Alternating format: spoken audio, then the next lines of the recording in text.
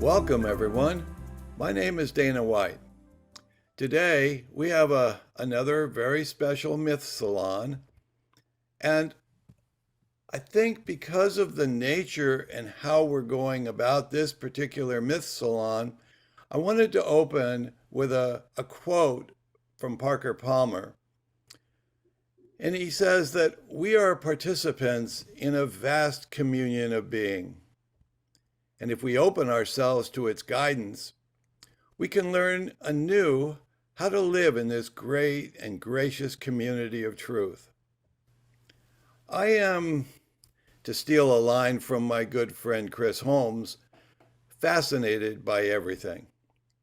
The little that I know is quickly eclipsed by the vastness of everything around me. So I endlessly test the waters of myth and possibility.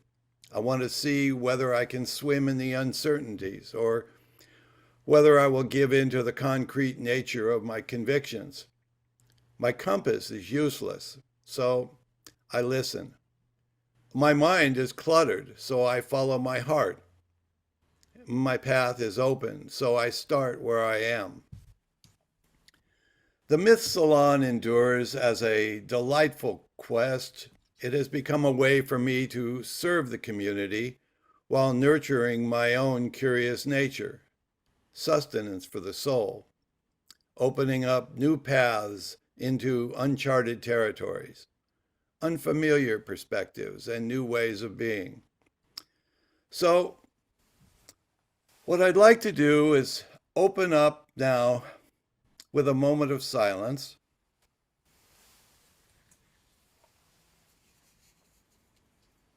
And then we'll begin.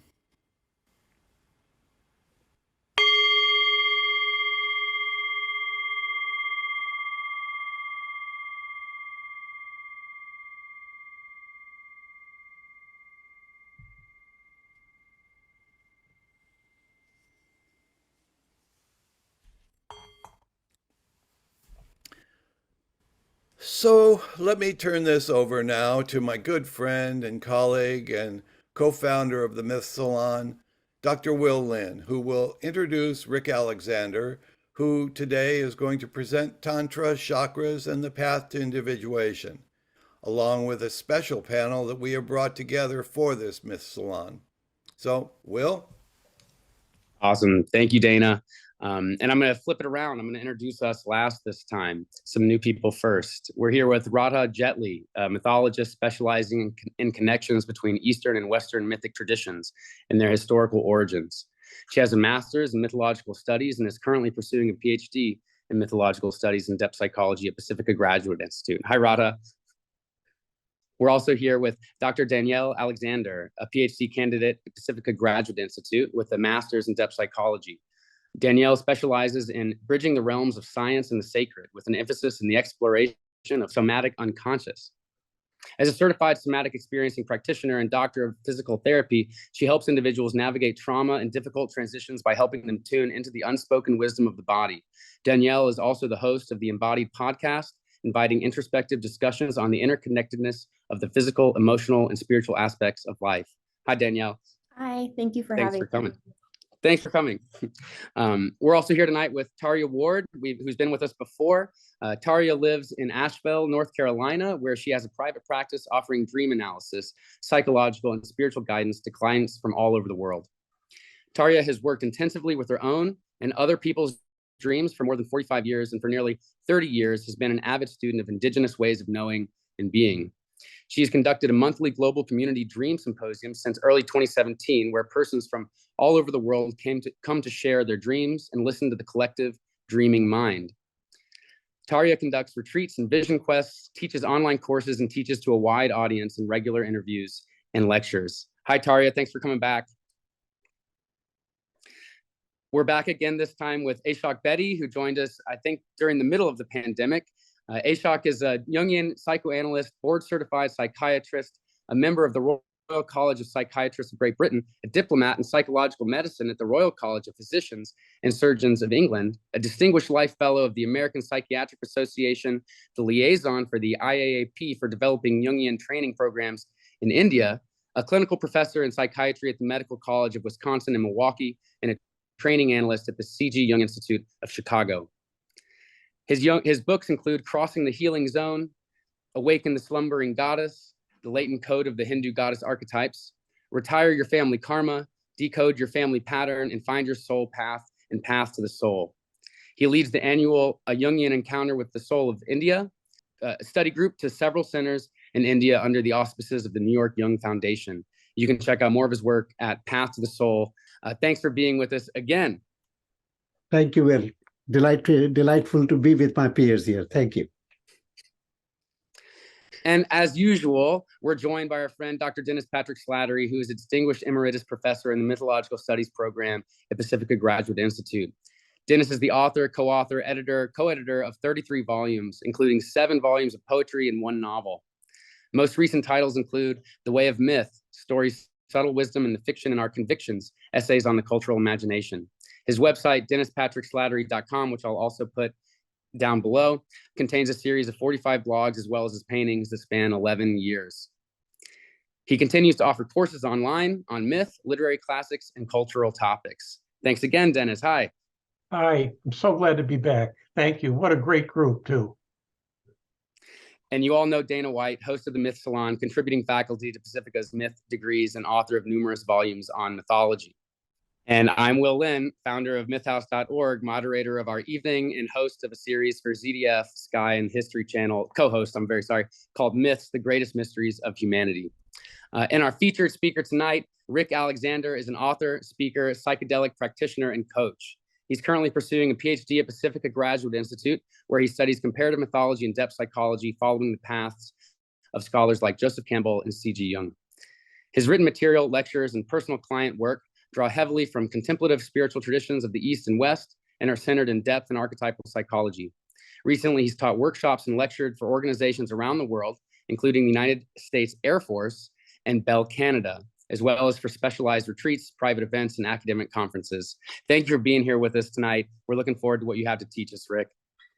Yeah, thank you so much for having me. I'm humbled to be here, and honestly, I love these ideas, so I'm just really excited to talk about them with everybody. So what I'll do here is I will start a screen share, and then we'll get into it. So I thought at first what we would do is just talk a little bit about what we're going to do today, what I hope to cover with some of this lecture, and then also where I'm standing, where when I explore these topics, what my own positionality toward these ideas is, which I think really matters in scholarship. So on the most basic level, what I really want to do here is I want to take Tantric philosophy and I want to put that in dialogue with Jungian psychology. In essence, I'm asking the question, what does it look like to walk a psychological and spiritual path that is informed by these two philosophies? And further, if we take these two philosophies seriously, like if we seriously contemplate and contend with what they say, how then do we relate to our own psycho-spiritual work? What does our inner work look like? And what kind of attitude do we take toward it? So that's kind of where we're going to head today. We're going to really talk, what does our work look like if we take these seriously? And how do we, and what kind of attitude do we take toward our own inner work? And to put all of my cards on the table, these two philosophies are really in dialogue in me. My own path as a seeker has been deeply informed by these two traditions. And so the way that I teach and practice yoga, my own analytical process, and my client work all draw heavily from these two systems of thought. Now, as a short disclaimer, I think these are highly nuanced philosophies that make use of language and ways of thinking that aren't always accessible or common to everyday modern life. So I'm really trying not to assume too much knowledge on your end, and hopefully I can canvas some of the foundational ideas in each of these philosophies. So if you don't have familiarity with them, you can still leave with an idea of what I'm presenting. That's the hope anyway. So I approached this as a scholar and as a practitioner. So I really skirt between the so-called insider and outsider perspectives. And as I talk about that, I have a tantric practice that I work with, but I'm not an initiate of any lineage. I haven't taken Diksha, and I see myself as a bhakta, a devotee, and an admirer in a lot of ways. And part of why I put that out is because there's this idea in Tantra that a large majority of what is passed on in the tradition isn't in the scripture, and we can't read about it. It's passed on from the guru to the disciple. And I just want to acknowledge my own positionality and how much I perhaps might miss in my own kind of scholarship as I approach these ideas. So really what I want to do is I want to dream forward this book here that we're seeing on the right, The Psychology of Kundalini Yoga. So in 1932, Carl Jung invited the Indologist Wilhelm Hauer to lecture on Kundalini at the Zurich Psychology Club. Now, this book that you're seeing here is really, and this picture is one of the illustrations from the inside of the book, is really a psychological commentary on those lectures. What Jung wanted to do is he had Wilhelm Hauer come in, talk on the chakra system, talk on Kundalini, and then what Jung wanted to do is he really wanted to make, his whole aim really was to make the ideas more intelligible for a Western European audience. And so he starts to interpret them psychologically. Now, a couple of things to know about that. First of all, Jung is working with very little in comparison to what we have translated today, like the Shiva Shakta traditions that I'm going to talk about that come out of Kashmir between 800 and 1200 CE, roughly. A lot of translations and a lot of tantric work has been done in the last, let's say, 20 years that quite honestly Jung didn't have access to. So I think in a lot of ways this dialogue, it needs to be dreamed forward. And there's a lot of people that are doing really great work in that. And now Jung had a lot of skepticism on the adoption of yogic practices by Western-oriented people.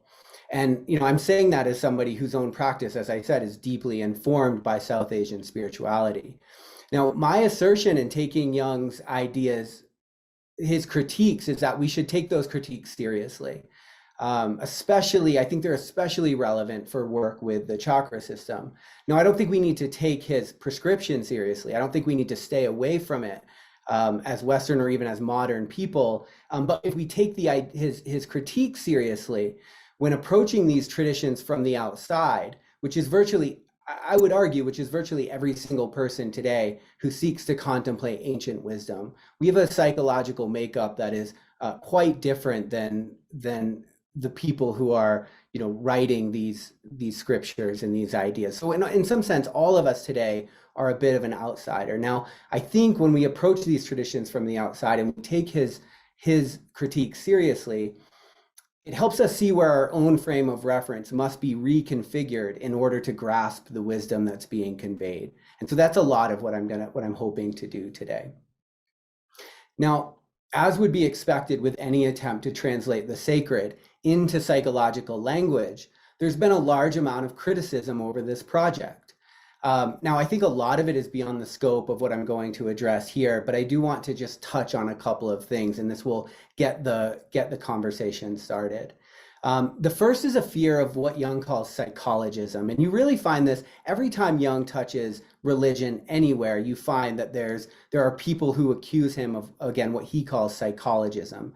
And this is the idea that he takes these teachings and he reduces them to merely psychology.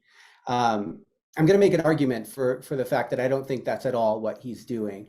When we look at psychological interpretations of the symbolism of the chakras, for example, we're asking, what does the symbol say about the psyche that posits its existence?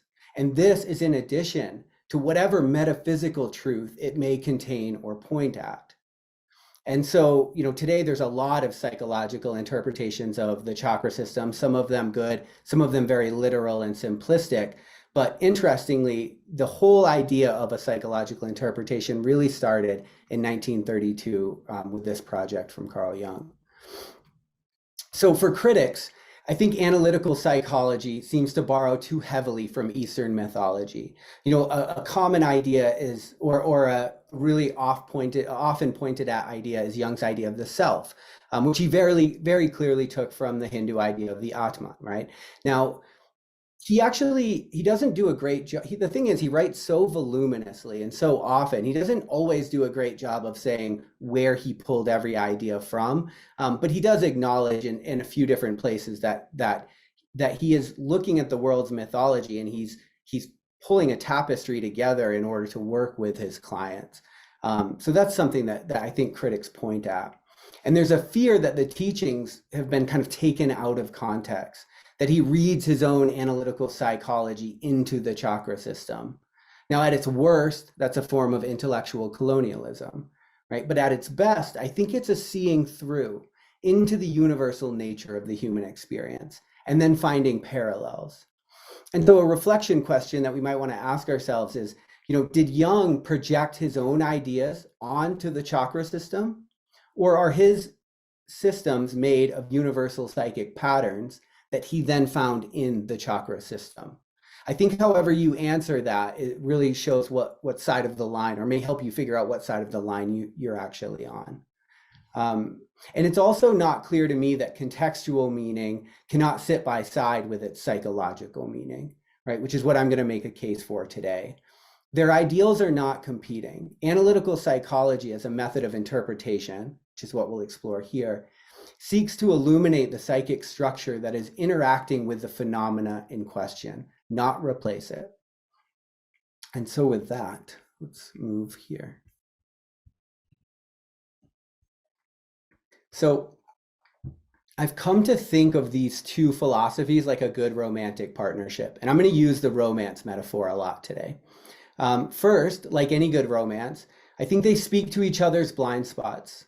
Jungian psychology is concerned mainly with the phenomenological. Tantra maintains the primacy of the metaphysical. So their areas of concern are different, but complementary.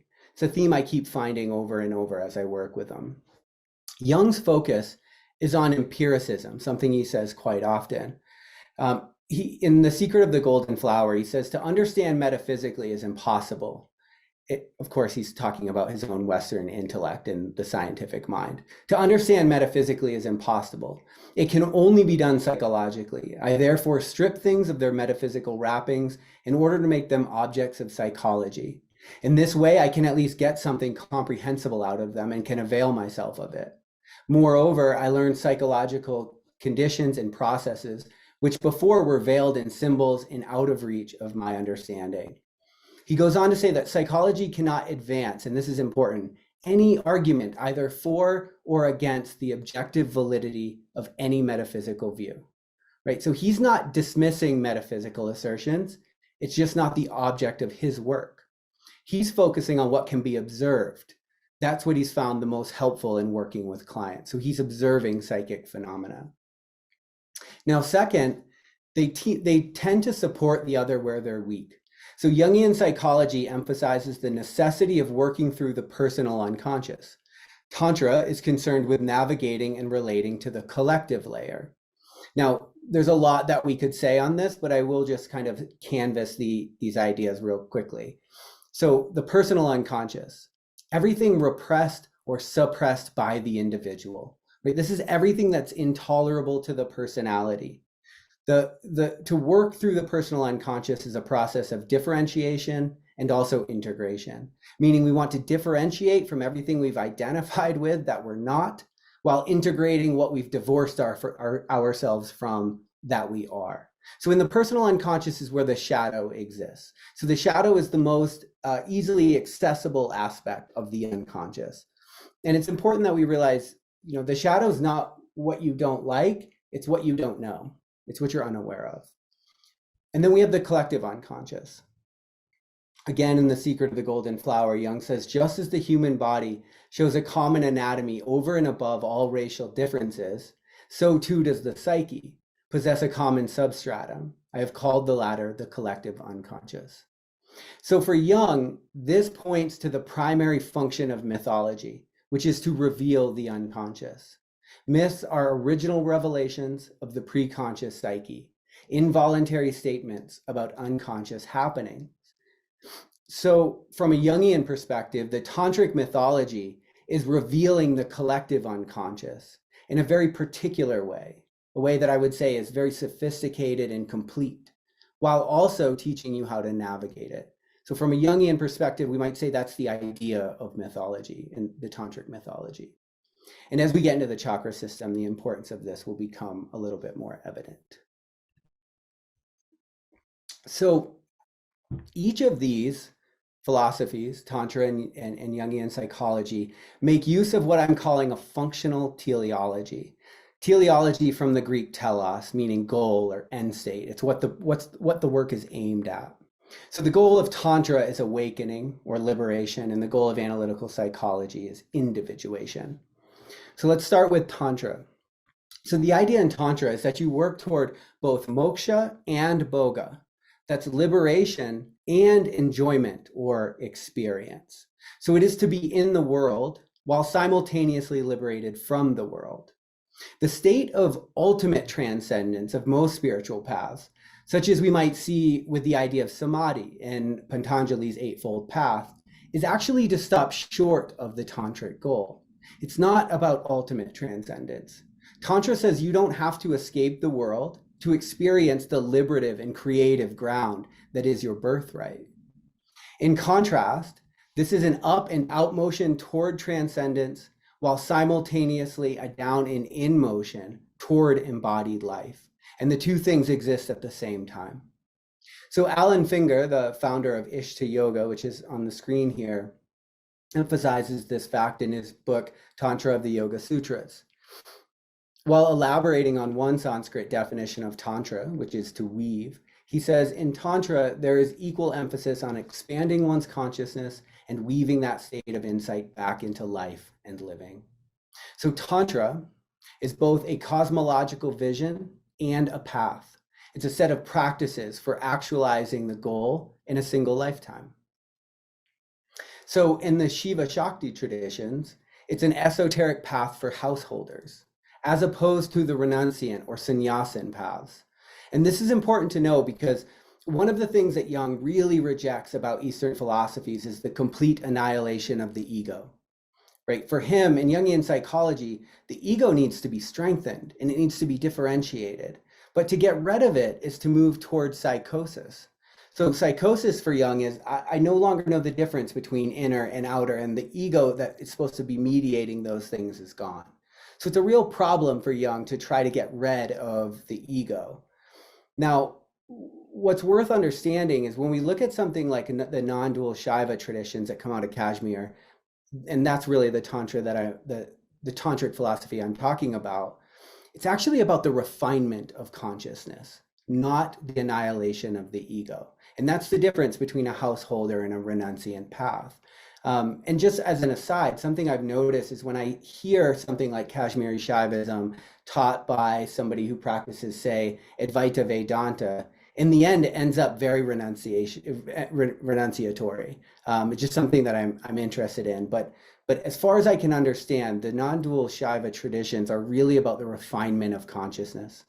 Christopher Wallace, an author of Tantra Illuminated, which is a great book if you're interested in these ideas, says that Tantra seeks to develop a healthy ego, which is a servant of the divine core. So that's the positionality of the ego in Tantra. So now let's talk a little bit about individuation. Jung describes individuation as the innate urge to produce an individual as complete as possible. In other places, he talks about it as becoming whole.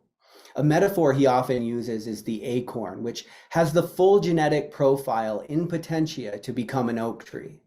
We all possess in us from birth, what he's saying is we all possess in us from birth the urge to become who and what we really are.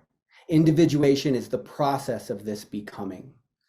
Individuation is about the continual process of the ego coming into greater relationship with the self. And this is what we're talking about on the side of the screen here. The self is something like the totality of the psyche.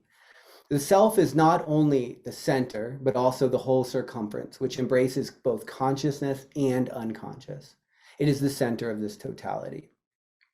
So first of all, just notice how this broadens our idea of the psyche in the first place. At one point, Jung says, if we want to understand the psyche, we have to broaden our understanding to include the whole world. So whatever we think about when we think of psyche, if it doesn't in some way push us to include the whole world, we're really not talking about the same thing that Jung is. Now, something to notice about this goal, individuation, is that the goal isn't to change oneself to become something different like we find in personal development, right? It's actually about coming into relationship with the impersonal phenomena, the self, and letting that relationship pervade the personality, which transforms it from the inside out, so to speak. It's only an act of will until we begin working through the personal unconscious. Then it becomes an act of grace. Now, interestingly, when Jung is working with religion, he often talks about particular God images as images of the self. So in depth psychological language, then, Shiva and Shakti here are functioning as images of the self. And that's how we'll talk about them. So what do I mean by a functional teleology? Well, have you ever met a person that claims to be individuated or awake? If you have, maybe turn the other way, because the truth is that these aren't things we can attain and grasp, and they're not places that we arrive. The Western ideal of a static achievement that one can hang their laurels upon is replaced here with dynamic relational process, where the highest value is found in how one is moving through life and relating to what is within and around them now, in this moment, only to be dissolved and recreated in the next. It's about coming into relationship with the dynamic ebb and flow process of life itself. Christopher Wallace says that, we don't walk the yogic path to get somewhere, but to learn how to walk. As we'll see when we look at the Tantric worldview, this is because the goal isn't somewhere else. It's not in a future heaven or anything like that. It's present here and now. We just can't see it. So as we learn how to come into relationship with what is present, and we refine our perception and our ability to see, the original idea of a goal in the first place begins to dissolve. And so we should note that if our constructs of a goal don't dissolve as we move toward them, then in some sense, that's proof that the original conceptual structures in the psyche also haven't transformed. Because if liberation was what we thought it was, we'd already be liberated and we wouldn't need the path. The goal, the telos, that motivates us and gives us something to work toward, but ultimately we have no idea, literally no concept of what that goal actually is, which is a good thing because it means there's far more on offer in life than what we now know, and even what we can hope for or imagine. It's different than every thought we could possibly have about it. So notice how both paths are predicated on the idea that in order to reach the goal, we have to become conscious of what is already present. And as that happens, life begins to disclose itself to us in new ways, which necessarily dissolves our old models of how life is and any goals that are predicated on that old understanding. The teleology is functional. It gets you going. It gives you something to work toward, but it dissolves as you work toward it or you haven't changed. So it's a goal that ultimately disappears as you move toward it because it was constructed on a wrong idea of how life is in the first place. Now, part of the upaya or method, so, in Buddhist traditions, upaya is often translated as skillful means. In the tantric traditions, it's something like methods, the method we use to come to this realization. So part of the method for achieving this is actually about gradually updating your models of reality until it gets so close to reality itself that eventually the model falls away altogether and you exist in the complete freedom, svatantra, of absolute awareness. And so, how is reality really according to the tantric view? That's what we'll look at here.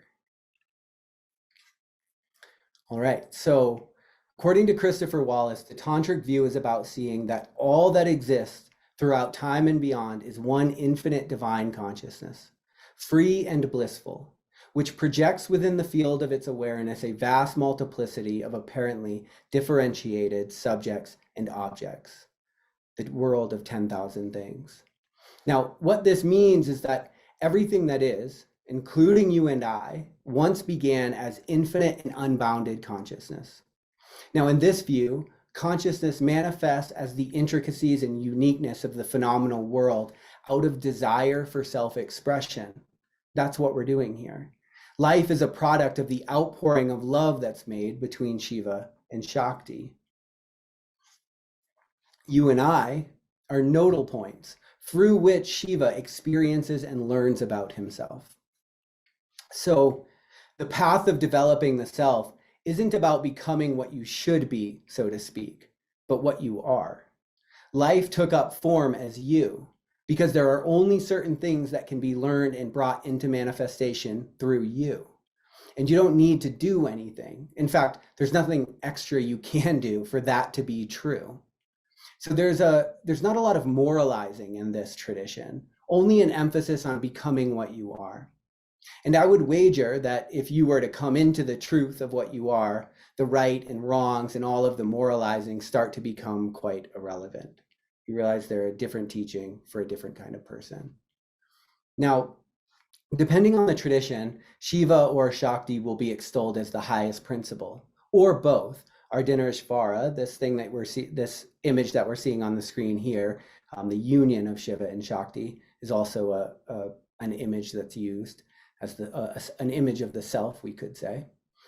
It's really about, I would say, what speaks to you or what lineage you're in, depending on what deity is used. So the cosmology, though, is consistent pretty much throughout, regardless of the deity, and that's worth noting. So in the non-dual traditions, these actually aren't even deities in the conventional sense. Shiva is consciousness, pure awareness, which is inert. It has no dynamism in itself, whereas Shakti is the dynamism that dances all of life into being. Shiva is the element of God known as transcendence. Shakti is the element known as immanence. The goal of tantric life is to know both in equal measure. Now, as that unbounded consciousness meets with the limitations of time and space, it grows more dense and more limited, and as such is less able to recognize the origins of itself. The descent is shown in what's called the 36 tattvas, or principles of reality. Tattva means that, or thatness. This descent, though, is not a fall down the value hierarchy like it is in Christendom. Rather, as consciousness moves from the absolute to the subtle to the gross through the tattvas, it is fully present in each layer it pervades. Each individual person, then, is not a part of the whole. Rather, the whole is present in and through each part. Now, this inability to recognize itself, for consciousness to recognize itself, is known in Eastern thought as ignorance, and it's the reason for our suffering. If we think of this in Jungian terms, it's a lack of consciousness. Now, the tantric path is about climbing up or ascending this initial descent that had to take place in order to exist in the world of form and matter.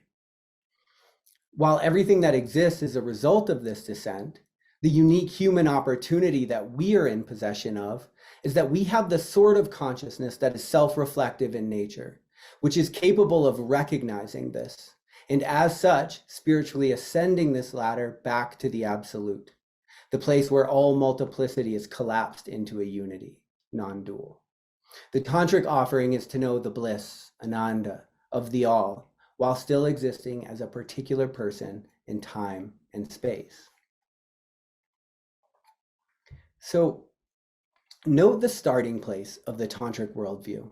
It starts with a vision of the whole, a picture of the totality of things. Now, this is essential to understanding another one of Jung's critiques on the adoption of Eastern practices.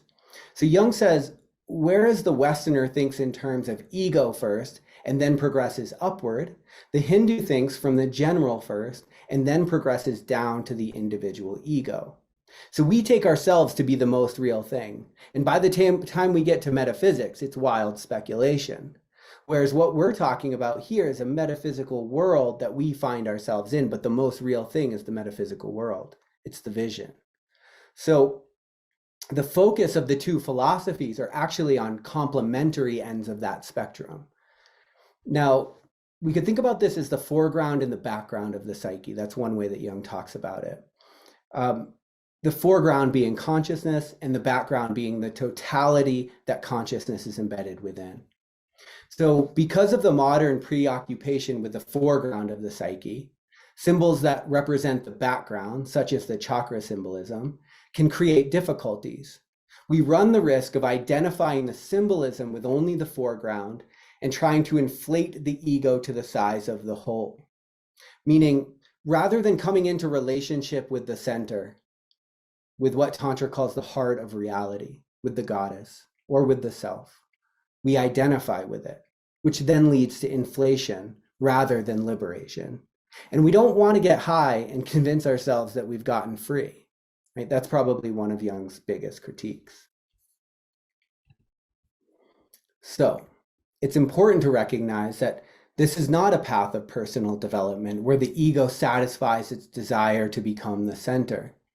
Jung points out that Kundalini Yoga in its system of chakras symbolizes the development of the impersonal life. The advancement and expansion of consciousness happens as one attunes to and courts the inner other. So there's an emphasis on psychic objectivity when it comes to relating to one's own inner world. It's about coming into relationship with the gods within and becoming aware of what they are doing in and through you. Now, when all you are is ego, the work is about doing. But when you come into relationship with the impersonal powers, Kundalini, the soul, it's about noticing and attuning to what's happening in you. So we begin to participate in the drama's unfolding much more than we commandeer its direction. This opens up the need to trust that work is being done, say, on a subtle level, even if we aren't the one doing it. And as the work proceeds, we will start to see this more and more as this subtle dimension opens. And I have examples we can get into of what that might look like. So, continuing this idea of impersonal development, we can begin to relate to our own inner work as if we are consummating a kind of internal romance, where the ego is learning to be in relationship with Shakti, the goddess within, or Kundalini, or the soul. Depending on how we're using each of these terms, they can be somewhat interchangeable from a psychological standpoint. So romance is kind of the primary metaphor when we start to or that I'm going to use to start to think about how to relate to inner work. Now, in the Tantric view, the world itself is an outpouring of the love that is made between Shiva and Shakti, as I said. So to identify with these transpersonal energies instead of relating to them is then akin to the narcissistic lover that looks to their partner only to mirror back to them their own ideas and self-importance. It's like the ego expecting the soul to serve it. But the unity of love demands that the pride of individuality is yielded to a greater end. It is the devotion to union that overcomes the desire for gratification and displaces the ego as the center of its own universe. Now, this consequently helps put the ego in right relationship with the goddess, and only in right relationship can the inner journey proceed. Now, part of why the inner journey is so important here is because this is the part of the cosmos that is most accessible to you. To understand this, we have to understand the idea of the micro and macrocosm. So in the microcosm, the body is seen as a reflection of the universe at large. And we have to try here to resist our own reductionistic inclinations that would have us see the inner as merely a reflection of the outer, because they not only reflect each other, but in a way that bends the modern intellect built upon Aristotelian logic, they also contain each other, so that the mysteries of one are accessible through the other. Now, what's more is that this cosmology cannot be apprehended by the intellect at all. It's only verifiable through direct experience, where the whole of the cosmic order can be felt vibrating, radiant, and complete in any of its constituent parts. including the individual person.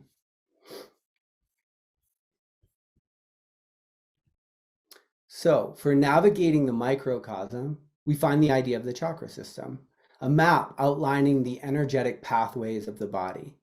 Each chakra, a convergence of pathways where various deities, elements, and mantras all can be found. Now, mantras are sounds, they're vibrational frequencies that correspond with particular aspects of consciousness.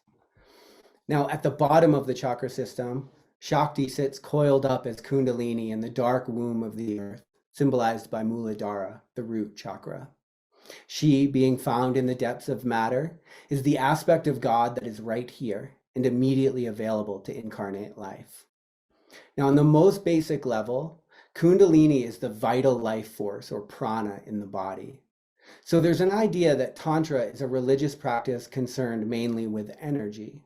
And it's interesting to think about what attuning to our own energetic and vital life force does for us as far as inner work is concerned. It's a very interesting way to think about relating to yourself.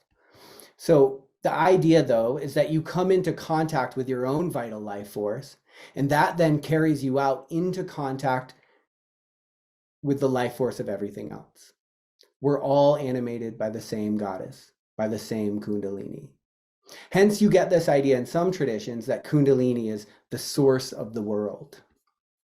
Now, interesting to know, Kundalini actually began as a functional term. It was first associated with the serpent because as you work with the prana and facilitate a breath hold, and it's important to understand that these are mainly prescriptive practices, it was thought that the prana coils in anticipation of being let go. And so Kundalini is the feminine adjective for coiled or circular. So in a Kaula verse, Kaula is a lineage that comes out of the non-dual Shiva traditions. We get the idea of two Kundalinis, an upper and a lower. And I'll just say that this is different than Kundalini Yoga taught today by Yogi Bhajan, who came over to the US in the 60s, brought Kundalini Yoga. As far as I understand, that's actually quite separate from the non-dual Shiva traditions that Kundalini began in. So just worth mentioning. But the goal of this system in the Kaula lineage is that the two meet in the heart space. The upper descends and the lower, through contraction, ascends. Now, psychologically speaking, Christopher Wallace describes this as the lower Kundalini moving toward transcendence and the upper Kundalini as descending and saying yes to embodied life. And when these two meet, the subjective experience is Svatantra, meaning absolute freedom. But freedom in this case, it's not a place you arrive, right? It's more like you remember that free is what you are. This is the union of Shiva and Shakti. Today, we often get the idea of only a single Kundalini at the base of the spine who must ascend. Now, when this is our model, psychically, it becomes a kind of relentless upward motion toward transcendence. In a moment, we'll see why this disposition makes Jung's critiques so invaluable to our path. So Jung worked with the 7 or 6+1 chakra system that we often hear about today. It's the most common. Throughout the history of Tantric yoga, there have been many attempts to map out the subtle energetic channels that course through and animate the gross body. These attempts have given rise to various teachings centered around the idea that there are 72,000 nadis, or energetic pathways, that converge at various points in the body. Interesting to know, when Tantra makes its way to Tibet, in Tibetan Buddhism, they actually have 86,000 nadis. How anybody could know, I don't know. But these points of convergence have been named chakras or padmas, wheel or lotus in Sanskrit, and were primarily associated with prescriptive yogic practices of visualization and meditation. So as I said, this idea of interpreting psychologically, this is a new idea. These were mainly prescriptive practices in the ancient traditions. So Carl Jung, though, took the chakra system a step further, positing the idea that it acts as a symbolic theory of the psyche, where each chakra is not only an energetic experience, but is synonymous with an entire level of consciousness and way of being in the world. And so we see here that Jung understood Kundalini partly in terms of his own individuation myth, which completed itself at the level of the heart, the chakra known as Anahata. So if you look here at the heart chakra, when Jung was interpreting these, what he realized is individuation happens from the root to the heart. And what happens when you get beyond the heart, it's hard to say, because you leave the dimension, you leave three-dimensional reality. You're now moving into a different way of being and relating, and our words and our concepts have no real way of reaching into that space. So when Jung translates the idea of Kundalini, he sees it as a psychic force. Jung says the Kundalini in psychological terms is that which makes you go on the grandest adventure. He goes on to say it is the quest that makes life livable. This is the divine urge. Kundalini itself then represents the impulse to individuate, which arises from the unconscious. It takes us with it. To activate the unconscious means to awaken the Devi, Kundalini, to begin the development of the suprapersonal within the individual in order to kindle the light of the gods.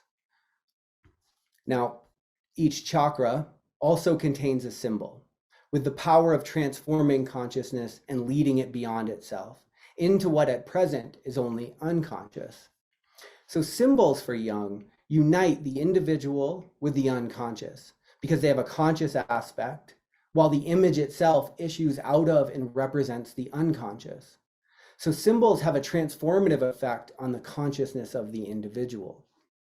This means also that symbols cannot be grasped in their entirety by the conceptual mind, because by definition, they reach into the world that lies beyond its outer limits.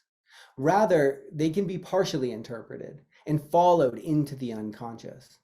This following is made possible by tracking the dynamic movement of libido, psychic energy, or Kundalini, which is represented and contained in the symbol.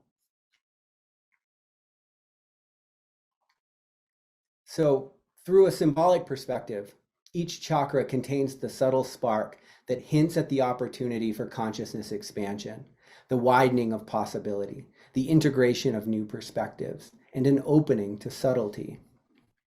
The opening to subtlety speaks to the sophistication of the path. Each chakra has both a stula or gross aspect as well as a sukshma or subtle aspect. Now, like all esoteric philosophies insist, there is what is plainly available and obvious, and that which is hidden, accessible only through philosophical inquiry, contemplative pause, and the subtle refinement of perception. Subtlety is thus a staple of this work, because it's what opens up psychic and somatic space, allowing the movement inward to proceed.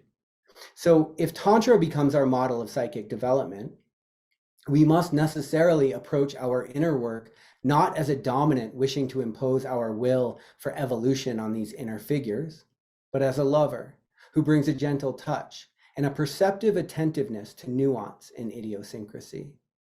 The doorway beyond the density of gross life is found in the subtle pauses and transitions, the space between each breath, the unconditioned opening that precedes any moment or happening, the first instant after waking, when the entire world appears to you completely fresh and new. And you can just think about how subtle it is to notice an opening like that. To move towards subtlety is simultaneously a move away from dominance and tyranny. This is necessary because the goddess will not be attained or owned, but like a handful of sand from the beach will slip out as our grasp around her tries to tighten. So if we see the chakra system as representing the totality of the psyche, we see here that psyche is not only in the mind or brain, rather it is spread throughout the body. Through the tantric imagination, then, the body itself becomes a container where the urge to transcend and the urge to incarnate meet. And this has wide-reaching implications for the way that the spiritual seeker and student of psyche relate to their own body. First, the myth posits that the body should not be viewed as inert matter or an object upon which we subjects can force our will. In contrast to that, the body now becomes an entire ecosystem teeming with life, where one's capacity to hold such internal movement determines how much movement is possible. Thus, psychic containment and capacity become important staples in the work. Secondly, as the archetypal psychologists are quick to remind us, it does not make sense to speak only of a single perspective. Rather, the individual body contains within it a plurality of deities with transitory and shifting perspectives. For Jung, such an embodied mythology puts the Western-minded person in a precarious situation. We're confronted with a paradox, he says. For us, consciousness is located high up in the Ajna chakra, so to speak, and yet Muladhara, our reality, lies in the lowest chakra. We see ourselves somehow enthroned over nature, over the body. For this reason, we experience a movement into the unconscious first as a descent. So here, our situation is analogous to that of Shiva, or the upper Kundalini, who sits high above his beloved and must descend into the depths of the imaginal in order to find his soul, without whom nothing is possible. The Acharya says when Shiva is united with Shakti, he is able to create. Otherwise, he is unable even to move. The masculine without its feminine, in this context, consciousness, without its essential life force, is like the sterile and static ego that is condemned to bear the burden of life without access to the creative and liberative ground that gives it meaning.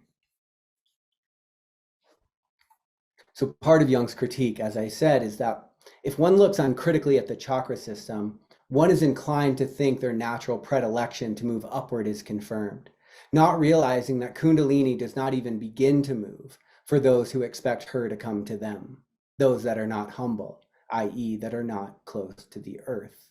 Earth is the element associated with Muladhara.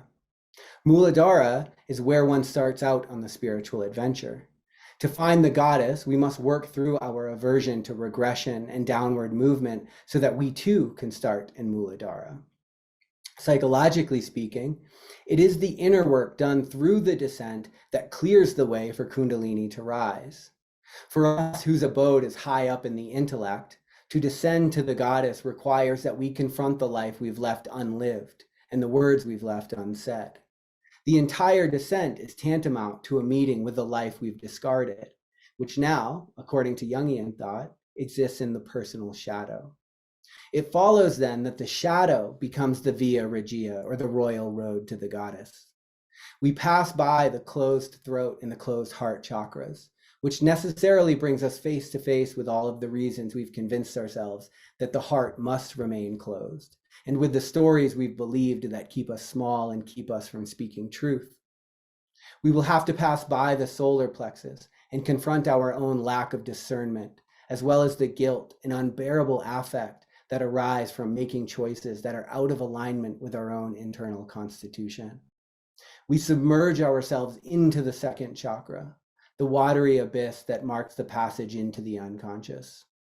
To awaken Shakti without having cleared the path, or through trying to clear the path without doing the necessary inner work, can lead to psychic fragmentation.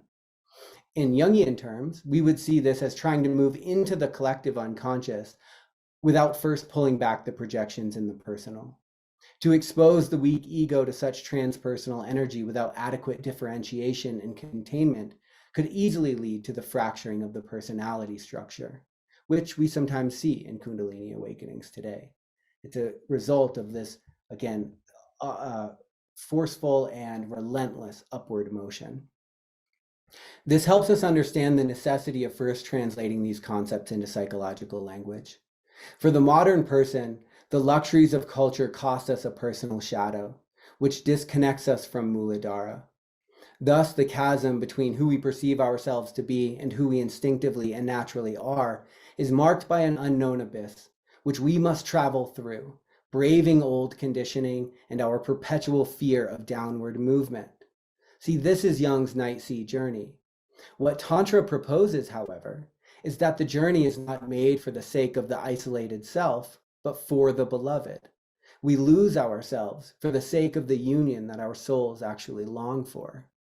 A descent into the body immediately relativizes the intellect and brings with it the need for a more relational way of being. This forces us to grapple seriously with our own unexamined need for control.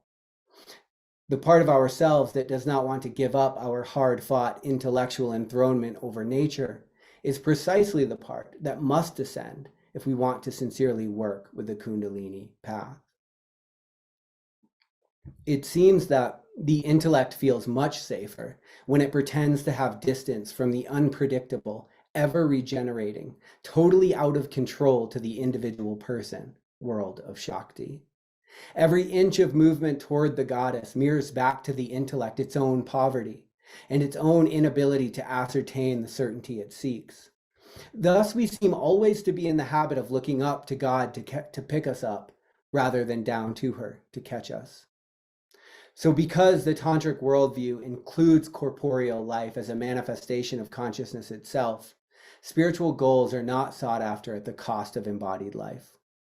As such, the seeker is not redirected away from the sensual and the pleasurable, but is encouraged to go further into their depth, examining their character, meditating on their quality, and searching for their source. This is the refinement of perception. It's not about denying these parts of life, like we find in many religious practices, but rather curiosity and an ever-deepening awareness of their source. Tantric mythology paints a vision of the whole, where the source of life and life's many manifestations and forms are not thought of as separate from each other, but they're woven together by the same intimate thread, what Jung would call the unus mundus, the one world, an ontological statement about the ultimate unification of all apparently separate phenomena.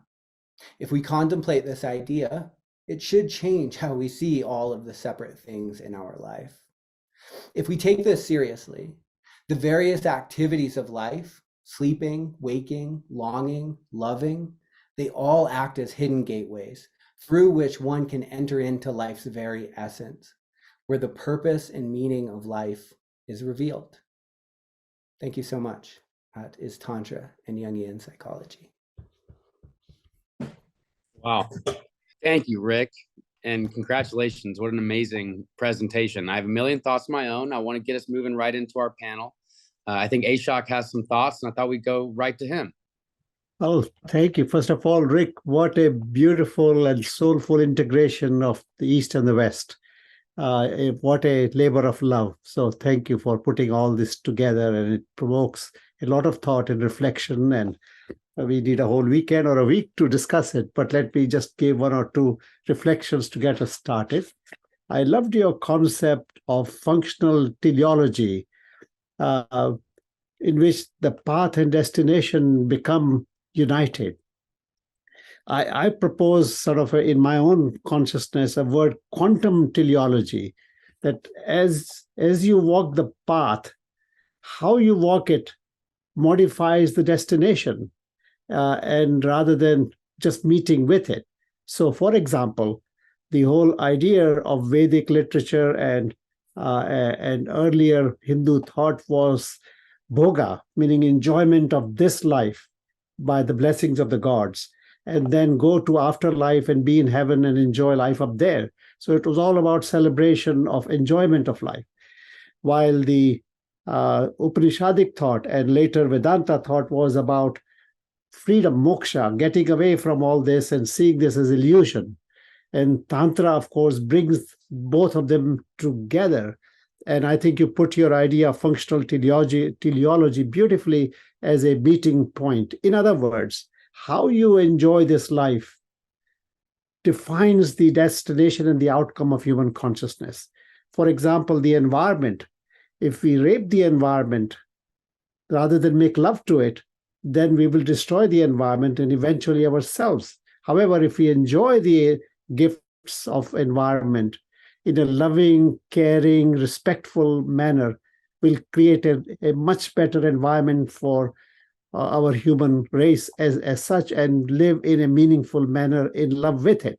So I think the whole idea of how we walk the walk defines the outcome of the process. And that's where moksha and bhoga come beautifully together. So I think that's one thought. I'm very keen to hear what other panelists have to say, but that is a sort of a start kickoff example of how your beautiful concept of how we walk the path defines the destination and modulates the destination. We create our own destination. We have our own destiny, our own telos, each one of us. I love that idea. It almost brings in complexity theory. The Yes. idea that everything, every move that you make in some way is in ways that are very complex and interrelated, which is, I think, what complexity theory gets at, that every move has its own interrelational way of affecting the path that's thrown before you, so to speak. Right. And Love like young Mahatma Gandhi embodied that idea when he says, be the change. Each one of us is a change. Each one of us will define the future of human consciousness and human race and its survival. Yeah, it's like you're always authoring energy into the world you're living in. Yes, right. Maybe this is an extension of what Ashok was saying. And Rick, this is new material for me, and it was just beautifully presented for people like me who are interested in it but have not turned his attention to it in the way that I will now as a result of your presentation. So I've been teaching a 9-month course online on Dante's Commedia, and now we're in the deep, mysterious terrain of Paradiso. I can't tell you, I've got 4 or 5 pages of written notes here, how many places in your talk I made reference to a scene or a canto in the Divine Comedy, because and I taught it for years in the Myth program. And I would mention to students, I think this is the most subtle and nuanced journey of individuation that I've seen in any literature globally. It is, and to use your language, it's nuanced, it's subtle. And it's interesting how the poem, when I was much younger, I was addicted to Inferno. And then as I got older, Purgatorio got interesting because it was communal, and it was the movement of the soul purging its deformity so it could see more clearly. And now in my late 70s, Paradiso is the only game in town because of its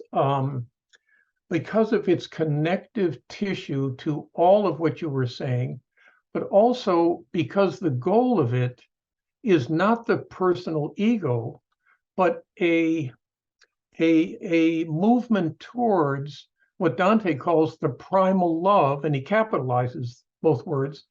And that's the energy that moves the sun and all of the stars. And at the end of the poem, in Paradiso 33, Dante turns to the reader for the 50th time in the whole poem and says, I failed. My language, I can't find the language to give expression to this mystical sensibility. But then he has this moment of illumination, maybe you could speak to it with your language, in which he felt that his will had suddenly, and of course he's worked on it for 99 cantos to this point, is in accord with the will of the primal love that moves the entire cosmos. So I just felt like I was in a resonance echo chamber listening to you, and Dante's stories continue to find their analogy. That's the word I want to use. They found their analogy in the philosophical structure that you set up. And I just wonder, and I'll end with a question, have you found in literature, in your own reading of poetry, literature, these same archetypal dynamics, but the consistency of them in Dante, given your talk, I'm just blown away by it. So Can you rephrase the question again? The idea is that, like, have I found parallels from this in other Yeah, in literature? your own reading. And have you come on here to say, well, geez, this is the stuff that I've been teaching. And here it is with this poet, Russian, German, that's analogically attuned to the form that you've just laid out so beautifully in the last hour. Yeah, totally. And it really gives credence to Jung's idea of this common substratum that's revealing this unconscious structure. Quick answer, interestingly enough, Apuleius in The Golden Ass, he has a story about Psyche and Eros, perhaps like the most popular story out of that book. And interestingly enough, I found the entire philosophy from beginning to end in Psyche and Eros, including the descent and the whole thing. So that's something that's one that comes to mind just out of just kind of off the top of my head. Yeah. Well, you've given me another way to read the Divine Comedy, and for that I'm so grateful to you. Oh, wonderful. Thanks, Dennis. I'll just jump in on that point until somebody else decides they're ready.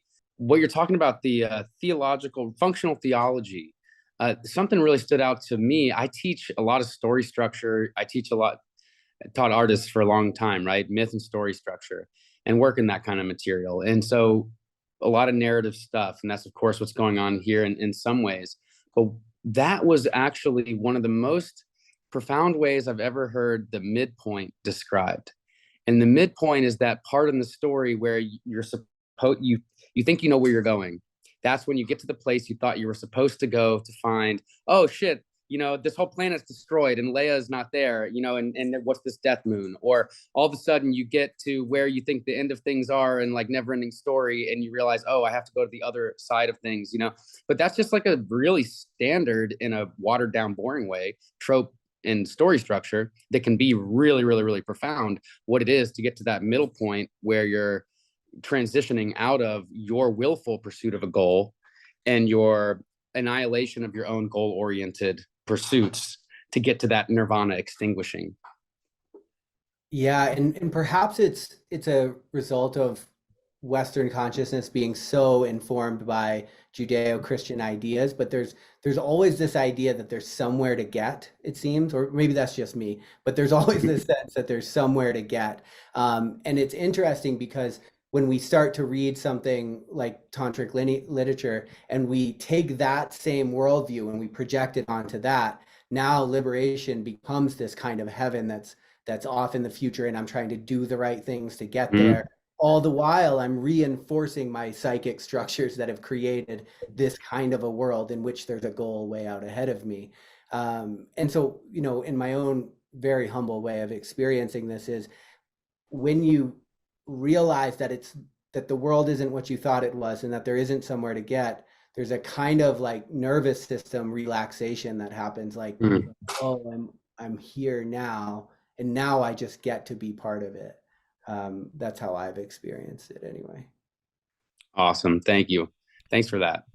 So how do we avoid coming into contact with these wisdom stories, wisdom traditions? There's no place to get, we're already here.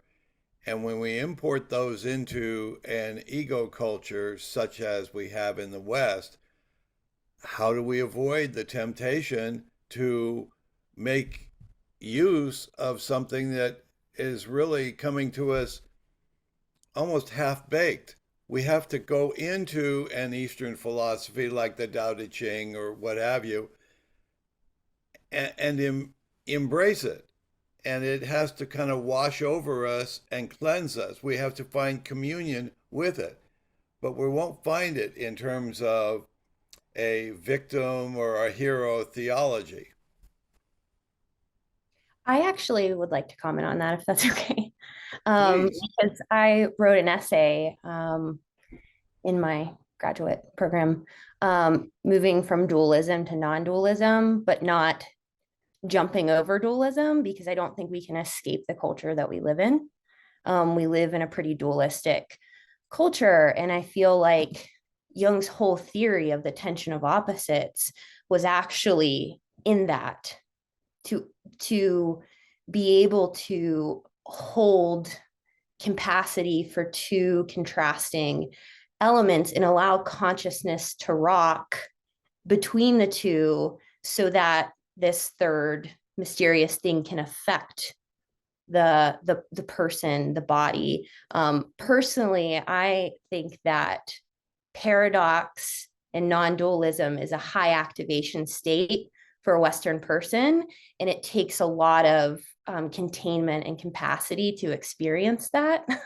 And so there is ways, at least somatically in the way that I work, of using multiplicity and contrast and allowing consciousness to gently explore different modes of being without necessarily attaching, but allowing that to kind of exist in this fluid state so that the psyche becomes more flexible, so that there is more openness to receiving beyond our dualism. Yeah, that's a beautiful response. I think in Western culture, the best we can do is to find metaphors that often are taken from the natural world, like water, for example. The eighth the eighth verse of the Tao Te Ching says, "Be like water." I mean, just like flow with it, and it is just something that when we see ourselves being shaped by, in my mind, the constraints of something like it's a belief system. Well, the first trap of a belief system is to become a victim of it. And and then you start to take it on the road, and you get other people to believe well, it's hard to undo that stuff. May I speak to that for a minute? Please. Thank you. So, there's been a lot said about sort of Western scholarship on the Eastern traditions and all of the limitations that come along with that, I think, which we're all aware of. But I'd like to also point out that, at least in my own experience, and, I'm Indian, raised in the Hindu tradition, but grew up in different parts of the world. So Hindi and Sanskrit weren't always my first and strongest languages. But I think that Western scholarship has done a lot for the Eastern traditions as well, because it's very hard to look at something objectively when you're in it, especially something as complex as the Hindu traditions, for example, where so many things are beautifully but very complexly encoded in symbols and, metaphors. And so it's difficult to even grasp a small part of that unless you are explained in your own contemporary language. And while I see the limitations of it, and of course there are some things that cannot be translated exactly, but I think just engaging in a relationship with, even trying to understand a little bit, because that's what happened with me. And that's how I rediscovered my own heritage, reading both Eastern and Western scholars. But a lot of the Western scholars made sense because my education was Western. That's how I grew up. That's how I absorbed information. So when it was told to me, although it may have had, limits, or maybe it was just the very surface of it, it then encouraged me to go into depth and, have my own exploration and inquiry of it.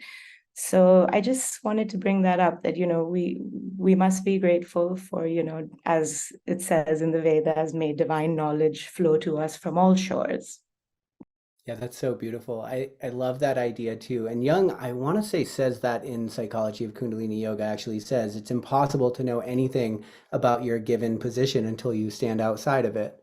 And I will say, growing up in a Western with a Judeo-Christian or Christian framework, it's interesting because I felt actually like until I started deeply exploring Tantra, that's when I actually looked back and I felt like I could start to make sense of some of the tradition that I actually grew up with. So I think there's really something to be said for that. It's very hard to know, it's the fish in water. It's like we don't know what water is until we get outside and look at it. Exactly. And then you can explore it further. I just want to thank you, Rick. I just feel like I have got new images that have been impressed upon me now that will stay with me and inform me and work on me.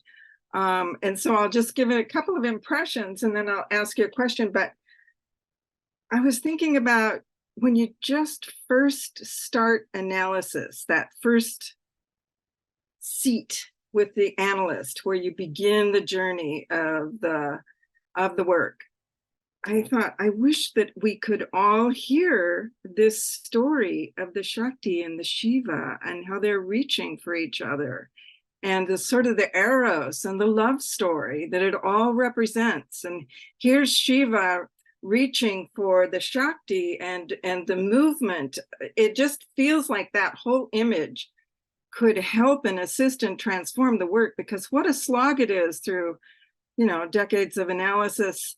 We all, appreciate the endeavor, and it has so many twists and turns, but I just feel like that image that you have presented here of the chakra system and these, that I've heard about Shakti and Shiva and known something about them for, since I was in my 20s, so for many decades, but somehow I'd never seen this image as you presented it here in terms of the work of the individuation process. And I really just want to thank you for that. And I work with people's dreams every day, practically, and my own certainly. And I saw the Shakti Shiva there too. It's like the dreams are the Shiva reaching for Shakti, and Shakti making her way up to Shiva. And it's like the bringing together of the great unconscious with the personal unconscious, with the body and the individuation process that the dreams are promoting. And I just saw that whole dance, that erotic dance in terms of dream work too. So I feel like that's gonna start working on me. And I just want to thank you for that. I really appreciate it. And I also just thought I'd mention, I just finished reading Brian Swim's book, Cosmogenesis. It's a beautiful read. The concept that he's working with there is that it's a new revelation, basically, that we're beginning to understand scientifically, that the universe is becoming itself. It wasn't a big bang, and there it is. And now we just need to understand it and relate to it. But no, it's always evolving and changing and moving, and all of us as it and with it changing. And I feel like this is part of that. I heard that echo of Brian Swim's work through all the things you were saying. And both the path and the goal should always be disappearing and transforming and changing as you get to them. There's no sort of place that you land and then you're there and then you've got the laurels you can hang on that. It's always transforming itself. And I was hearing that whole cosmogenesis all through that too. So I feel like these are beautiful images and ways to work with all those theories. And so my question for you is what is your practice related to all this? I mean, how do you work with all this that you have so magnificently been able to weave together and articulate? But I'm just curious about your own practice, if there's anything you can say about that. Yeah, sure. I'll open up the inner world. No, I also too, though, I did want to make a quick comment on this idea of desire. I didn't have time to go into it in a paper I presented at a conference, where I met Dana at the Mythologium conference. I actually, the whole paper is really about this idea of desire, or kama in the Hindu tradition, and this idea of how desire really becomes the fuel for individuation. And if we start to use this kind of a terminology, so there's a lot there, a lot to be said about the role of desire and eros and how that plays into all of this. My practice is I work with what's called the Lalita Sahasranama, the 1,000 names of the Lalita goddess. Lalita Tripura Sundari is the, I think, third Mahavidya, called like the great goddesses of the Tantric tradition. And there's a whole really sophisticated and fun mythology behind how this came about. But essentially, as often does in Hindu literature, somebody got a boon and asked for a quick way to liberation on behalf of humanity. And what was given to him was the 1,000 names of the goddess. And so it's a kind of mantra work. It's a kind of recitation, and you work with the mantras over and over. So I work with that. I work with that text a lot every day. I work with it. And in addition to analysis, and then a postural yoga practice. And I've really seen how those three things inform each other really, really interesting and in ways that I wouldn't be able to quantify and I would never understand if I hadn't started the practice. And there's probably much more to say about it, but yeah, I like to work a lot with that. Well, we've now rounded the horn and heard from everybody, so all bets are off now. But looking forward to anybody's thoughts. That was an incredible presentation. I have so many in my own, but I do want to open it up for anybody at this point that has any ideas they want to bring in. For me, I'm going to be wrestling and thinking about this idea of like what happens like after you get to the heart. If like individuation is the journey to the heart, and the journey from above to below is to switch, and individuation is only to get as far as the heart. What do you make of the rest, the second half of the journey? There is an idea in the Kaula lineage that I was talking about, the upper and lower Kundalini, where they meet in the heart. Once they meet, so there's an idea in the chakra system that there are these granthis, and these are blockages to the flow of energy to be able to move. Right. And so one of the things that you do with mantra work is you actually create a kind of point that's able to pierce these granthis. When these two upper and lower Kundalini come together, they then are able to move freely within the entirety of the system. So there's a kind of change that happens within you to where now you experience yourself in this place of complete freedom. So that's really interesting. Thank you. Yeah. Part of why I'm thinking about it is because, I'll skip all the things that get me there, but that moment of getting to the heart is often like the end of Act 2, going into Act 3. Act 3 is the return journey, right? So separation, initiation, and then return. So once you have that together, I'm putting it together. It's like, you're giving me more depth for me to understand the return stage of things. After you get to that nadir, after you get to that extinguishing, the integration, then there's this whole other thing that happens as we come back into the world as this integrated being. But anyway, thank you for that. That's where I'm taking it. And I just want to explain why I was even asking the question. Yeah. And I'd love to hear if anybody else has thoughts on that, because it seems to me that Jung, in some sense, he's always very careful of not trying. It's interesting. He always says that I'm an empiricist. I'm not going to wade into metaphysical truth. He almost does it like winking with one eye as he explains these grand metaphysical philosophies.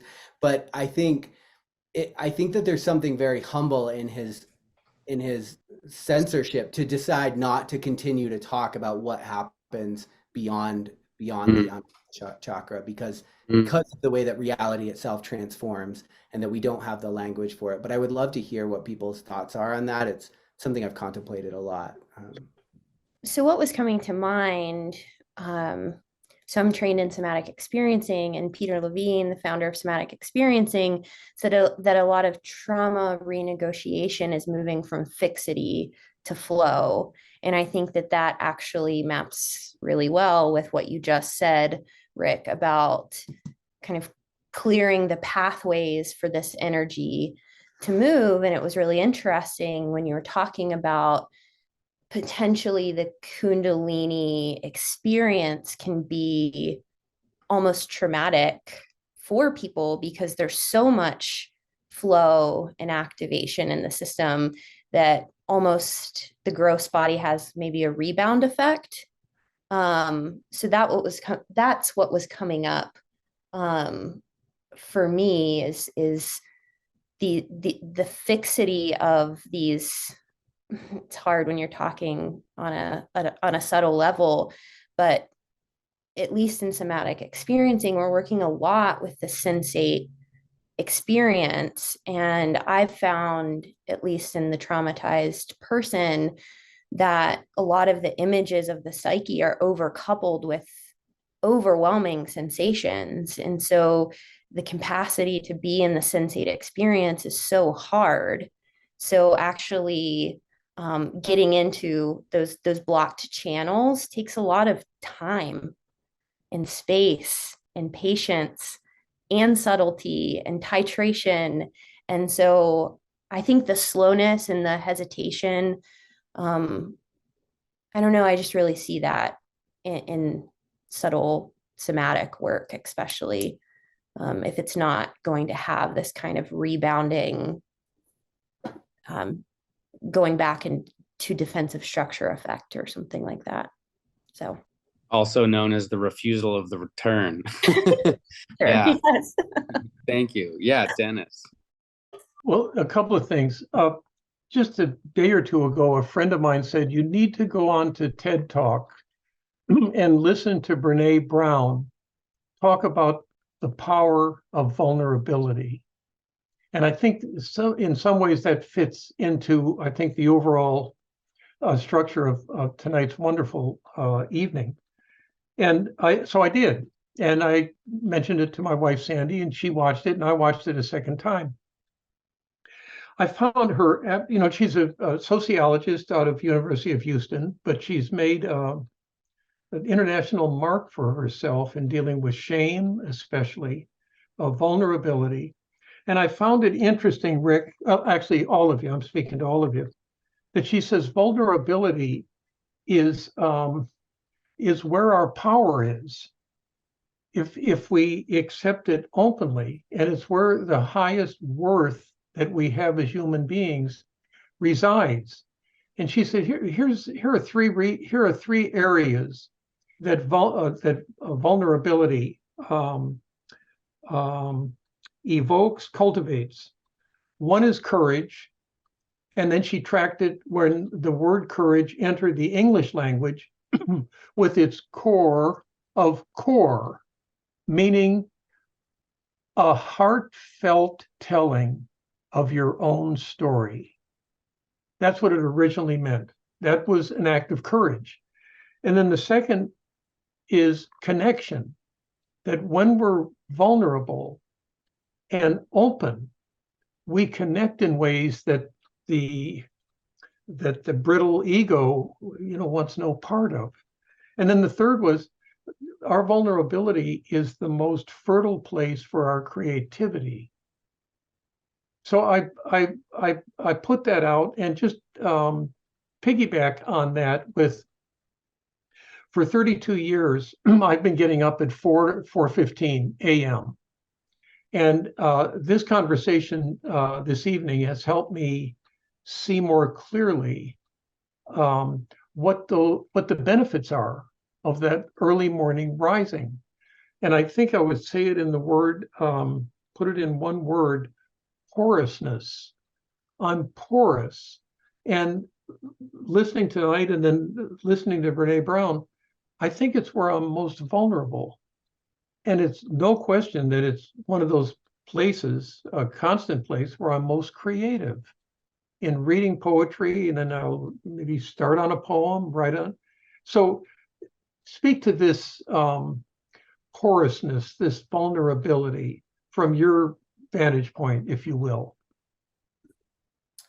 Yeah, it's interesting. A couple of things are coming up. I tend to define vulnerability as just because I think we have a lot of ideas about what it is. It means I need to cry. It means I need to, I think that I tend to define it as allowing what's real for you to come forward, whatever that might be in the moment. And it's interesting because Jung in the Red Book has this point where he is talking about what it means to live from the heart. And he says what it means is to live your life to the fullest, which is somewhat nebulous, but it's interesting because as you were explaining that to me, and I'm thinking of individuation as occurring in the heart space, the kind of work we have to do to be able to live in a vulnerable place, and just thinking about how you really, can you live your life to the fullest if you can't allow what's real for you to come forward, if you are guarded and if you're protected, if you're withdrawn in some sense. So I'm not sure, but there feels to me like some correlation,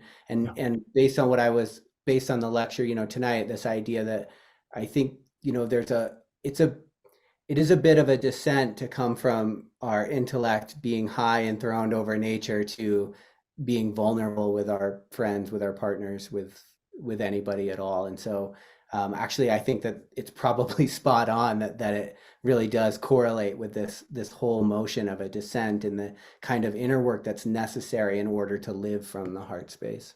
Yeah, very nice. Thank you for that. Yeah. Well, I think the whole idea of individuation can only happen in heart or the Anahata chakra And the whole idea of the upper and lower Kundalini meeting is the central tenet as such of the Tantric tradition, in that the Upanishadic tradition, the Advaita Vedanta tradition is all in the upper realm, you're kind of merging with the Brahman, Atman, Neti Neti, all this is an illusion. At the end, what is real, the Kevalya, is just the essence, which is almost imperceptible and unites with the Brahman in Samadhi states, Nirbija Samadhi. So all that is sort of high stuff, Upanishadic stuff, Advaita stuff. And yet, most of us have to live on this earth and in life and in relationships in the lower chakras.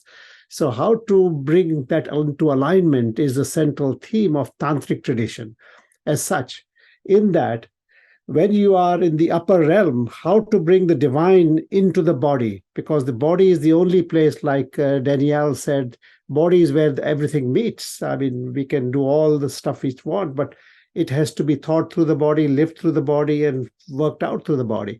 So the body is the ultimate meeting place. The ultimate constellation of spirit is this body. So the central theme of the Tantric tradition is divination of the body. The Tantric body is divine body. Bring the deities and embed them in the body with the help of mantras, purifications, nyasa, meditations, and so forth. I mean, that's a different subject.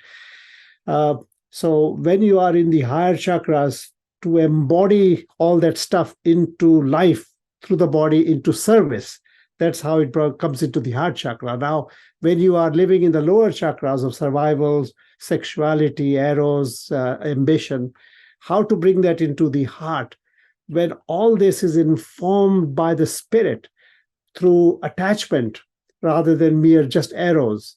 So when sexuality becomes informed by a spiritual dimension, so the love for the other is love for God, because through the other we meet the divine.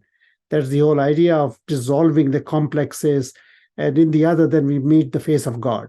So that is how it also, the higher chakras have to bring it into the heart through embodiment in life, through the body, through service, and from lower chakras upwards, it has to, the sexuality has to be brought in relationship to what you value about the other beyond sex, is their attachment and the relationality and love for them, and hence the love for the divine. So I think that's how it sort of plays together. But the central theme is divination of the body, which is the central tenet of the Tantric tradition. So it beautifully combines the Advaita and the Dvaita, or the dual consciousness and non-dual consciousness, unity of consciousness. So I like your idea, Danielle. That's a good way to bring them together in the body. Mm-hmm. So what comes to mind, and it's funny because Rick and I are married, and so we live in the same house and we have a lot of conversations. And my version of this path is through alchemy and alchemical texts, and it really speaks to me. And I find in our conversations, there's definitely intersection for sure. But as you were talking there, I just, what came to mind is the alchemist would warn, beware of the physical and the material, and just talking about how we take the material realm so literally, and our materialistic frameworks and our concretisms, and the way that, at least how I was taught as a physical therapist, was that if you manipulate these body and these joints, then it'll be better. And then I realized, like, no, there's something going on at a different realm here, and I didn't have language for it, and it was so confusing. But I think that warning from the alchemist is speaking to what you're speaking about, this bridging of the spirit and the material and the coming together, that I think alchemy speaks to just as poetically and complexly as Tantra. That's very well put. I think the whole the Advaita tradition central concept is what later was redefined as the unity of consciousness, was redefined in the Christian tradition and the Gnostics as the homoousia or homonousia. There's a slightly different context. And homoousia is when the Father and the Son and the Holy Spirit are of the same substance. And hence, we as a son of consciousness of the spirit, or the children of it, are of the same essence.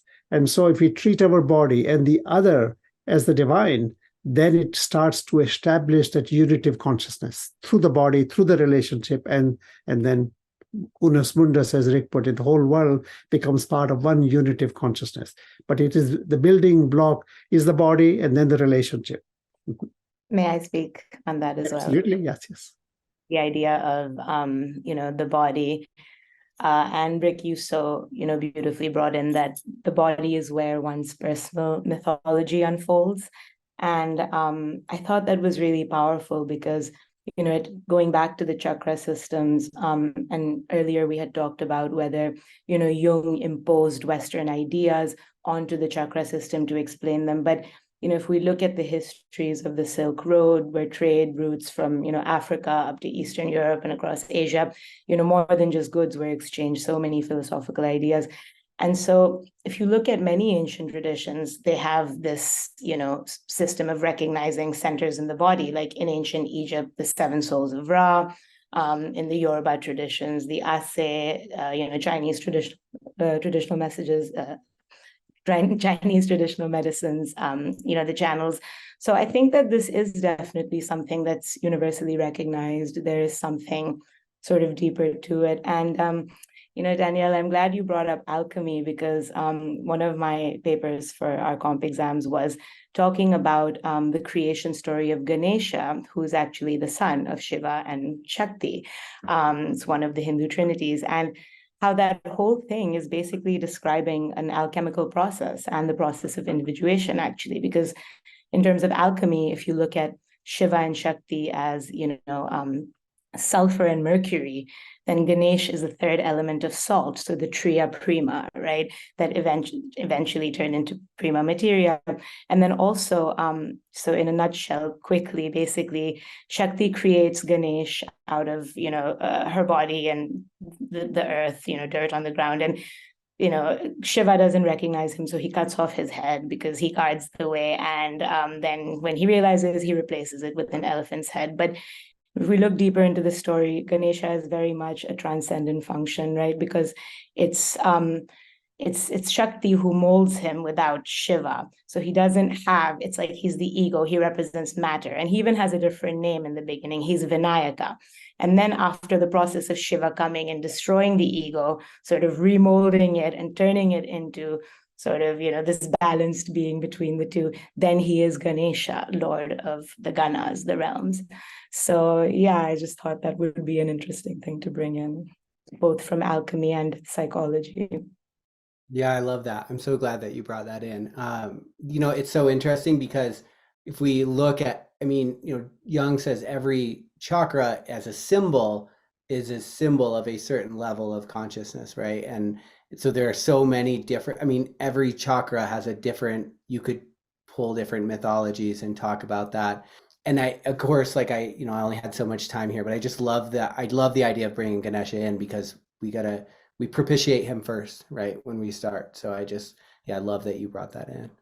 Oh, absolutely. And I think that, he very much embodies the idea, the end result of what sort of happens when Shiva and Shakti come together. So I like that because you're almost if you have that in mind, you're almost propitiating the alchemical process in a way.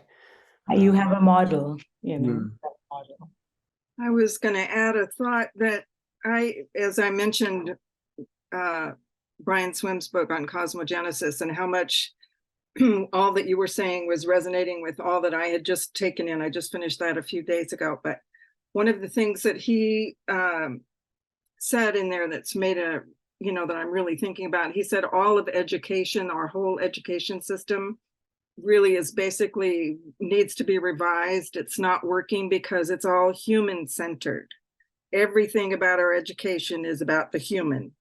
And that's how we train the minds of all people, that's all about humans, and that it should start with the universe, as he says.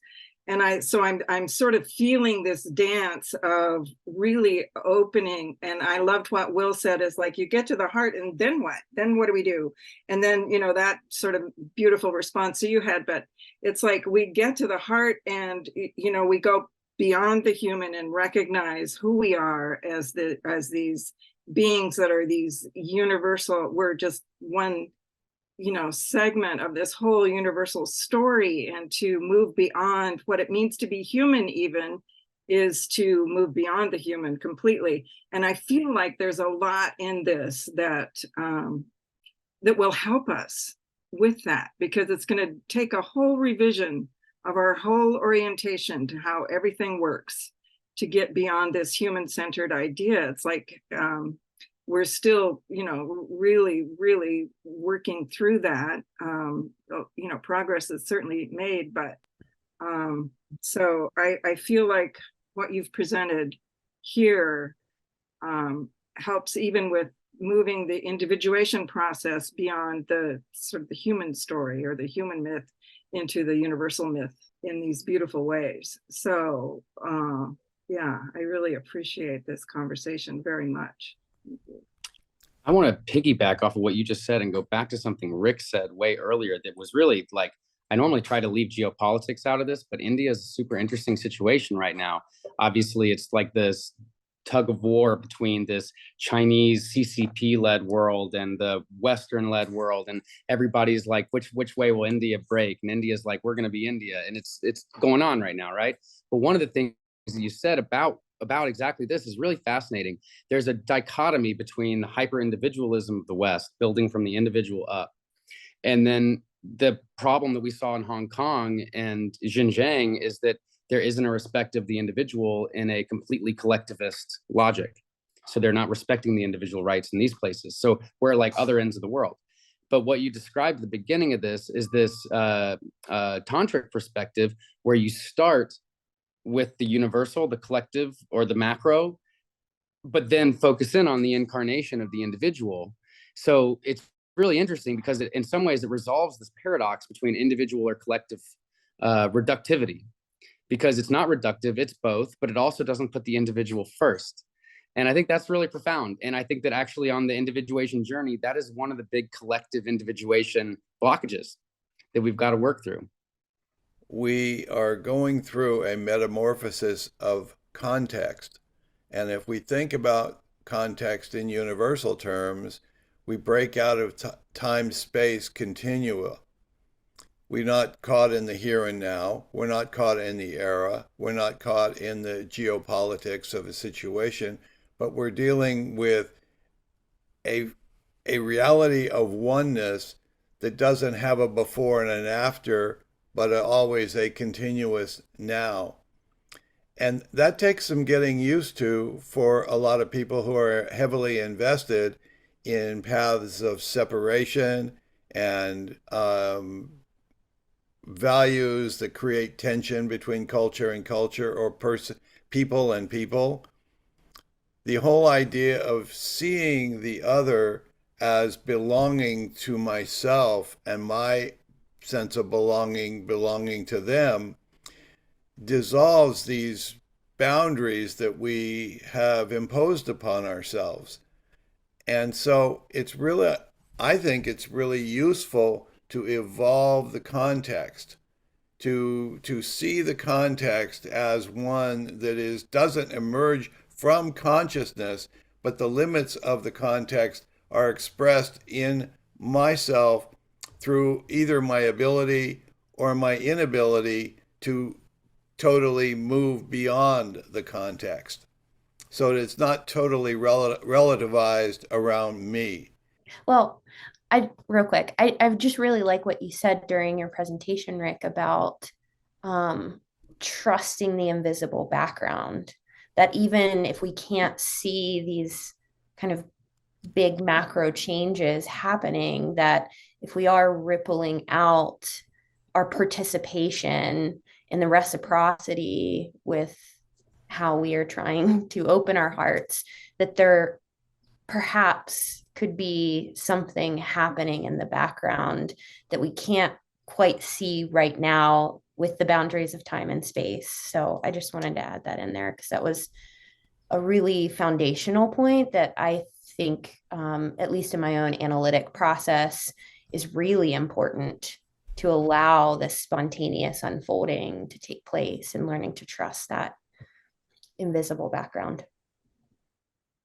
Yeah, and speaking of the heart as well, there's been many parallels drawn to the Anahata and the burning heart of Jesus, even the Star of David, things that are recognized, or in different faiths, the same sort of center point is recognized. So it has to be something. It's got to be something significant, otherwise, why would sort of all these faiths recognize it and speak about it? There is, the alchemy that takes place. It's very clear and talked about and throughout time and in the different traditions. So and I think, Rick, you really did give us the answer in the beginning when you said that, everything is a gateway. It's through the senses. That's really the tantric path, right? If we think of tantra as the, Sanskrit word for alchemy, it is getting into the nuances, every single sensory, pleasure, and how you said, meditating on its qualities, really imbibing it, understanding it, because it's not the same for everyone, right? Everyone's transformation isn't going to look the same. Everyone's process isn't the same, but it's about entering your personal, gates. And I think that's so incredibly powerful and a great explanation. I think in a lot of ways, we just have to, first of all, having this language of background and foreground is really helpful because we're all foreground, like it's all consciousness for the Western, I would say for the modern person in a lot of ways. Like I said, by the time we get to metaphysics, it's wild speculation for most of us. And so there's really this desire, this need to have to hold the tension between the two, while at the same time recognizing that gateways into the background to continue this language are all around us at all times. And if we can't see it, it's because we can't see it. It's not because it's not there. And then so it puts the onus on us, but just having the structure and the framework I found has been really important, because of course we won't find anything we're not aware of, in a sense. Well, responding to Will's earlier inquiry, where does India fit in this global consciousness? And I, of course, am very actively involved in India affairs training Jungian analysts in India, and talk to Indian Jungian trainees who are soon to become analysts. And it's interesting how they perceive this whole drama. And the way I've seen this summation of what their sort of common denominator is on this issue is that they feel that there has been an attempt at colonization of India since Alexander tried to invade it in 3-something BC.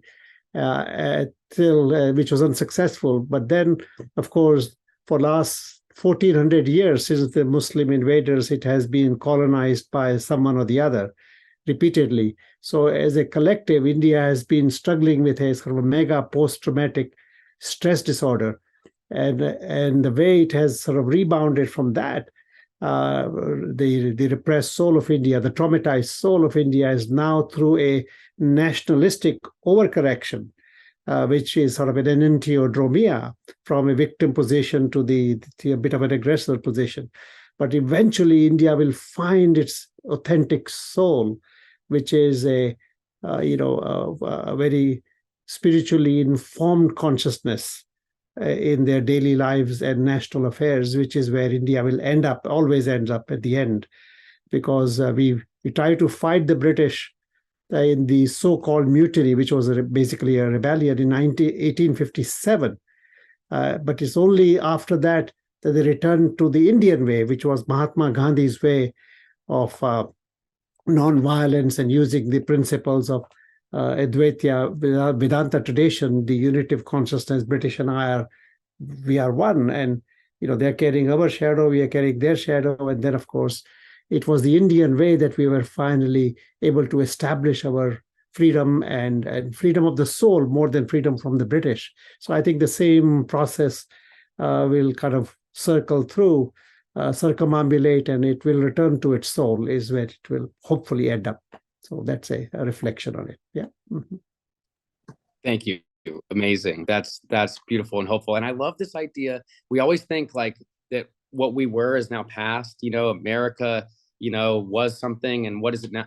I love this idea that none of us have really become what we're going to become yet. And I think that came up earlier too, that the universe is always becoming. I love that idea that like India isn't even all what India is going to be yet, you know, and hopefully it's the same for the United States.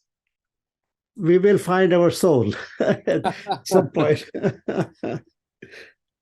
Well, with guidance like yours, Rick, thank you. Thank you for tonight. Does anybody else have any final thoughts before we start to wrap up?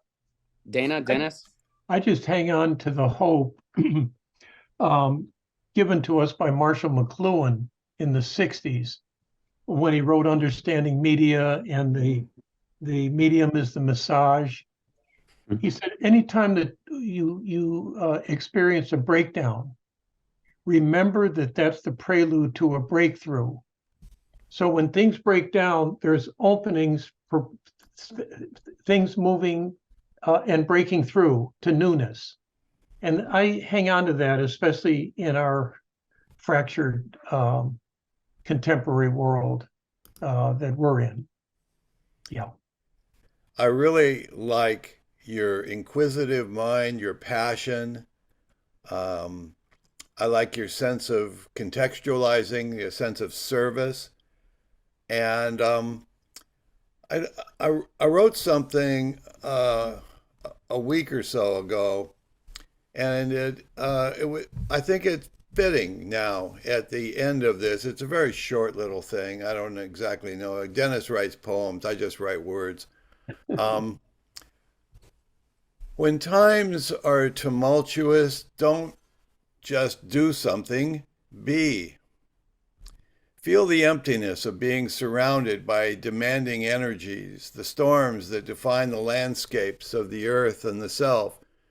Notice the futility of taking action when listening is the only compass necessary for guidance. Slow into your being the way the shoreline of a raging river gives way to being reshaped and reprioritized. Resist the impulse to carve a story from the silence of your mind. When times are tumultuous, don't just do something, be. Settle into the simplicity of a single word. Almost any word surrounded on both sides by silence will do. Don't be a god who has infinite ability to create and rule. Become a servant who can morph into any circumstance with serenity. Discord and disease are abundant. They're everywhere. Awaken your healing potential to unravel the destructive nature of storms. Let wounds and vulnerability serve you as the avatars of goodness, mothers of wholeness who speak through love and reconciliation. When times are tumultuous, don't just do something, be. You know, on that note, let's find that silence. This is a sound, but it's not a word, but it works.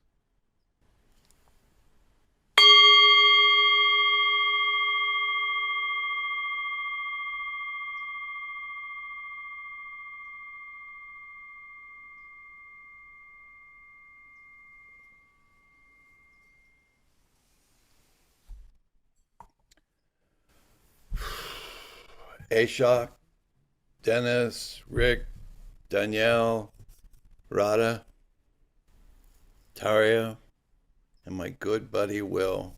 Here we go again. Thank you, everyone. Thank you for a real blessed experience. And Rick, like I've said to so many people, you said yes. You know, you took the invite, took the bait, you came in here, you fed us. I'm really grateful for you. Thank you much, man. Yeah. Thank you so much. It's been a pleasure. Thank you so much, everyone. Thank you. Thank you all. Beautiful evening. Thank you, Rick. Thank Wonderful. Okay. Thank you all.